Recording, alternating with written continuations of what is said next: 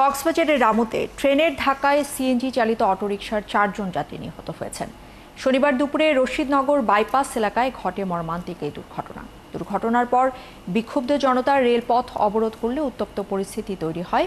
কামরুল ইসলাম মিন্টুর প্রতিবেদনে বিস্তারিত। একটা ট্রেনের সামনে কিভাবে সিএনজি কিভাবে শনিবার দুপুর 2টার দিকে রামুর রশিদনগর বাইপাস এলাকায় পর্যটকবাহী কক্সবাজার এক্সপ্রেস ট্রেনের ধাক্কায় দুমড়ে মুচড়ে যায় একটি সিএনজি চালিত অটোরিকশা। ঘটনাস্থলে প্রাণ হারান গাড়ির 4 যাত্রী। এরা হলেন অটোরিকশা চালক ঈদগাঁও মেহেরঘোনা এলাকার হাবিবুর রহমান, যাত্রী কক্সবাজার সদরের গোমাতলী এলাকার মর্জিনা আক্তার, তার শিশু সন্তান ও একই এলাকার রেনু আক্তার। মোট 4 জন মারা গেছে এবং ডেড বডিগুলো একটু ছিন্নভিন্ন হয়ে গেছে। জি, 4 জন এবং ছিন্নভিন্ন, তো যার জন্য আমরা ওগুলো সংগ্রহ করে আমরা বডি ব্যাগে আমরা এখন পর্যন্ত সংগ্রহ করেছি।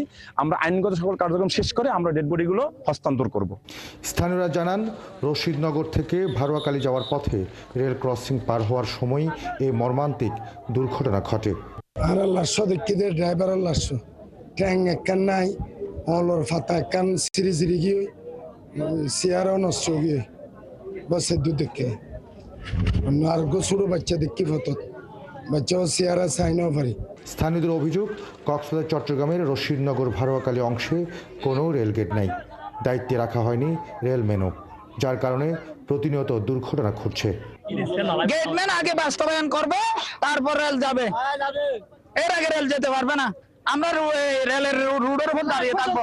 এখানে গেট চাই, গেটম্যান চাই, গোস্ত আগে ফাড়াই, সম্পূর্ণ লাশ ফাড়াই, এর সমাধান হলে তারপরে রেল যাবে। দুর্ঘটনার পর কক্সবাজার থেকে ছেড়ে আসা আরেকটি ট্রেন আটকে বিক্ষোভ করেন ক্ষুব্ধ স্থানীয়রা।